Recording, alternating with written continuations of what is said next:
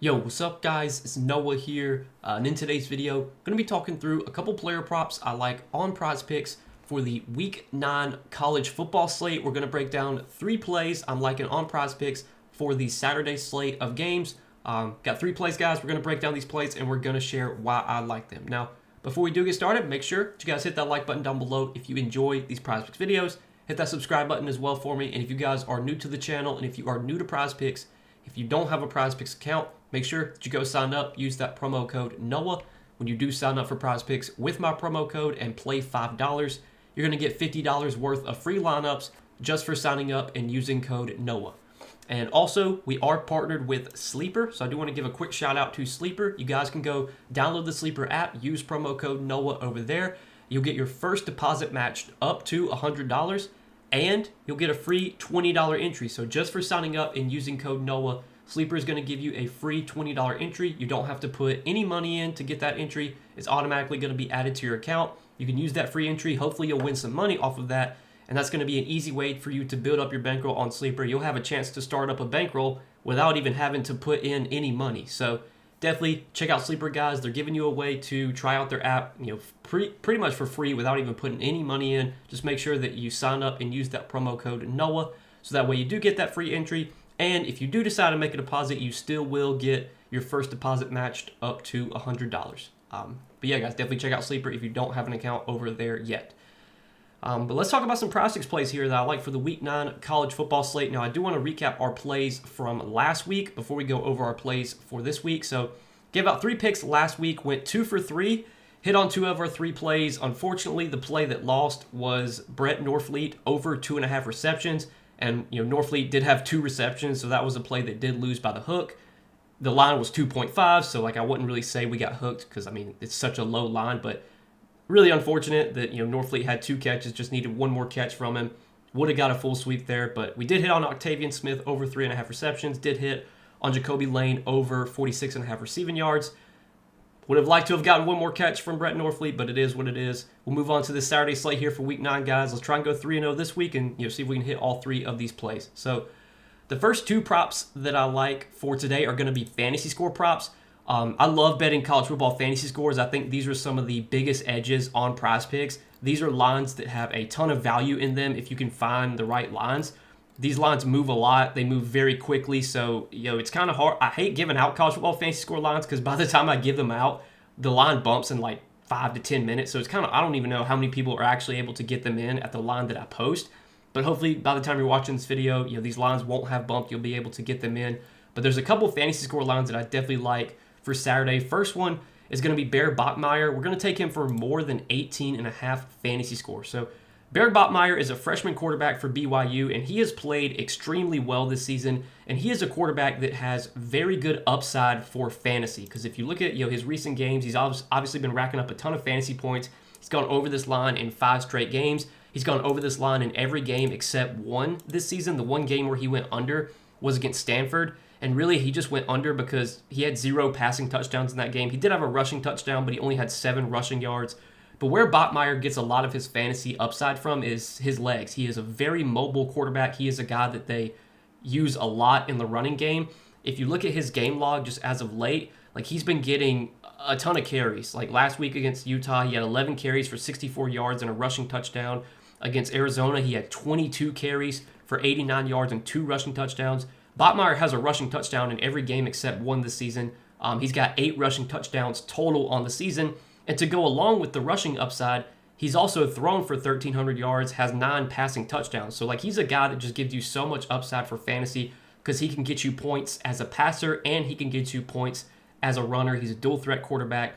The matchup here against Iowa State, on paper, probably not the best matchup, but we've really seen in these big type games, we've really seen BYU let Bachmeier, they use him a lot, especially as a runner. Like the 2 games this year where Bachmeier did not run much, those were against Preston State. That was their first game of the season, or Portland State, Portland State, their first game of the season. Bachmeier only had 5 carries in that game. And then against East Carolina, another easy win for them. Bachmeier only had 5 carries. But against Stanford, 12 carries. Against Colorado, 15. Against West Virginia, 12. Against Arizona, 22. Against Utah, 11. So they're going to let him run a lot in these type of big games. This is obviously a big game for BYU. BYU still undefeated, but they're going on the road to face Iowa State. They are underdogs in this game. So I think this is definitely one of those spots where we're going to see Botmeyer running a lot, and I think we're also going to see him probably forced to throw as well, especially if BYU gets from behind, is playing from behind. But just with how BYU uses Bear Botmeyer, especially like in the red zone near the goal line, they use him a lot in running plays. Like when they get to the goal line, they'll let him run the ball in for touchdowns. They'll do QB powers, QB sneaks. So he's kind of like a Jalen Hurts type of fantasy quarterback where he just has so much upside because he can get so many rushing touchdowns. And obviously those are super valuable for fantasy score because you get 6 points, for rushing touchdowns. So I do like this spot for Bear Botmeyer. I think this fantasy score line at 18.5 is just a bit too low. That's going to be our first play for Saturday. Now, next play I like, another fantasy score prop. We're going to take Luke Altmyer for more than 15.5 fantasy score. Now, Luke Altmyer doesn't have like the same rushing upside that a guy like Bear Botmeyer has, but he has shown to be a pretty good fantasy quarterback this season. He's gone over this fantasy score line in all but 2 games this year, and if you look at the 2 games he went under, the 2 games he went under this line were against Indiana and Ohio State. Indiana and Ohio State are literally number 1 and 2 in the country. Like those are 2 of the best teams in the country, 2 of the best defenses as well.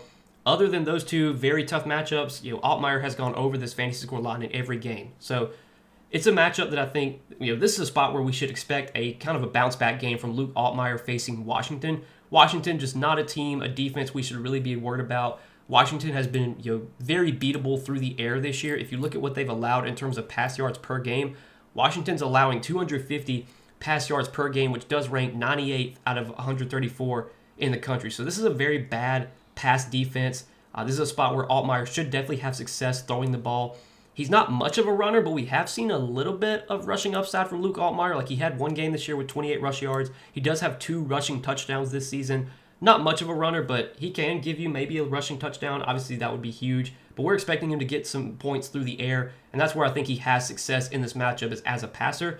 I think 200 yards and 2 touchdowns is definitely something he could get in this spot. And if he gets 200 yards and 2 touchdowns, that's obviously 16 fantasy points. That's assuming he doesn't give you any points as a runner.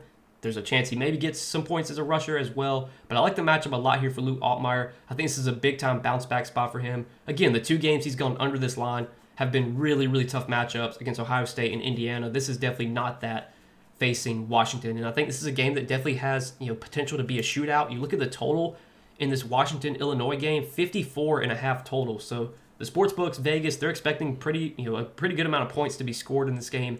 And if we get a high-scoring game, that's obviously going to be great for Luke Altmyer's chances of racking up fantasy points. So going to take him for more than 15.5 fantasy score as our second play for Saturday. And then our last play is going to be a receptions prop on Nick Marsh. And we're going to take Nick Marsh for more than 4.5 receptions.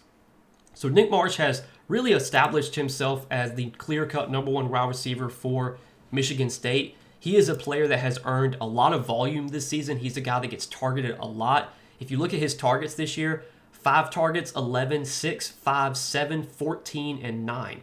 So he's been getting a ton of targets lately, has 30 targets over their last 3 games. He's gone over this receptions prop in all but 2 games this year. The 2 games where he went under were 2 games that Aiden Childs did not really throw the ball much at all. So like you look, the 2 games where Marsh went under, he had 2 receptions against USC, and then he had 4 receptions against Nebraska.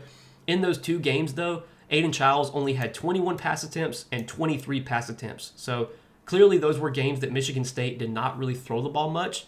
This should be a spot where they're kind of forced to throw. They're going to be facing Michigan here. They're 13.5-point underdogs in this game. This is a spot where Michigan State is probably going to be forced to throw because they're probably going to be playing from behind. And while the matchup on paper against Michigan is definitely not the best, Michigan has historically been a really good defense. They've historically been a team that's kind of like a defense-first type of team. But Michigan, if you're going to beat them, you're definitely going to have more success beating them through the air than on the ground. Michigan has been a very tough team to run on this year. They're allowing less than 100 rush yards per game, which is top 10 in the country. But if you look at what they've allowed in terms of pass yards per game, they're giving up 215 pass yards per game, which is still not bad, but that ranks more about middle of the pack. Whereas rush yards, they've been like a top 10 run defense. So I think if Michigan State's going to have any success moving the ball down the field in this game, it's going to be through the air.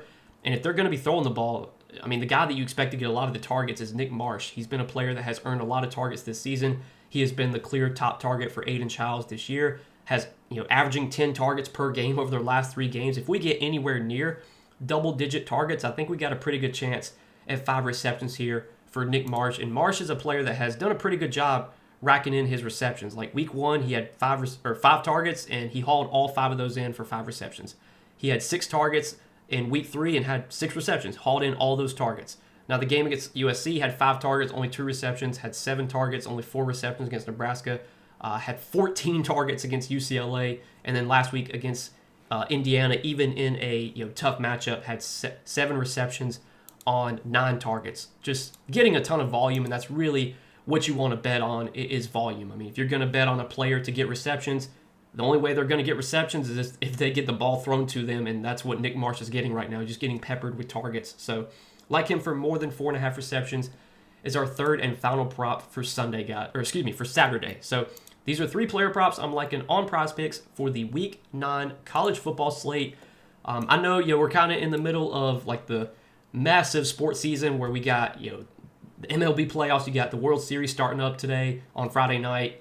We got NBA starting up. It started up a few days ago. Still got NFL going on. Still got college football going on. I know college football is a sport that most people maybe don't pay attention to, but it's a sport that I really enjoy, especially Saturdays. I like watching the Saturday games. Don't do as much college football content during the week now because we have NBA during the week. I know there's sometimes college football games during the week, but I really focus on the Saturday slates. Try and give you guys some plays I like for the Saturday games. These are 3 plays I'm liking for this Saturday. Hopefully, we can go 3-0 and we can hit all 3 of these plays. But as always, guys, appreciate you watching these Prizepicks videos. Appreciate your support. Make sure to hit that like button down below before you do get out of here. Hit that subscribe button as well for me. And if you guys are new to the channel, and if you are new to Prizepicks, and if you don't have a Prizepicks account, make sure that you go sign up. Use that promo code NOAH. Again, you'll get $50 worth of free lineups just for signing up for Prizepicks and using code NOAH. But good luck, guys. Let's win some money tonight, and I'll see you in the next video.